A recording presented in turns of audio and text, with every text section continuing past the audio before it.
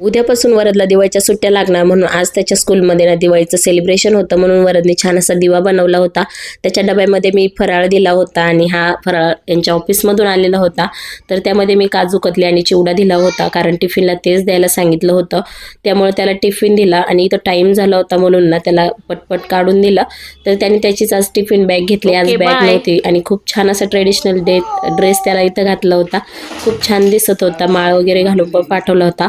तो स्कूलला गेला आणि त्यानंतर माझ्यासाठी मी पिठवणी बनवायला घेतलं, पण माझ्याकडे बाजरीचं पीठ नव्हतं म्हणून मी इथं गव्हाचंच 3 चमचे पीठ घेतलं आणि मीडियम गॅसवरती ना तव्यावरती छान असं कलर बदलेपर्यंत भाजून घेतलं।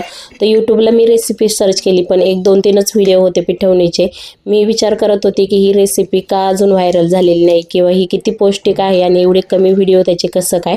तर मी ना तेलामध्ये जिरे टाकली, त्यानंतर ना गूळ टाकला, पाणी टाकलं आणि हे छान उकळून घेतलं। त्यामध्ये थोडंसं मीठ पण टाकलं आणि ही रेसिपी ना खूप पौष्टिक आहे, बाळंतपणात तर ही देतात म्हणजे देतातच। तर ना मी तर जे पीठ भाजलेलं होतं ना त्यामध्ये पाणी टाकून मिक्स केलं आणि ते ह्या गरम पाण्यामध्ये ओतलं। तर इथं मस्त असा याचा कलर आला होता आणि त्याला छान शिजू दिलं होतं। तर याला मला बरं वाटत नव्हतं त्यामुळे मी हे बनवलं होतं, मला हे खायला खूप आवडतं। चला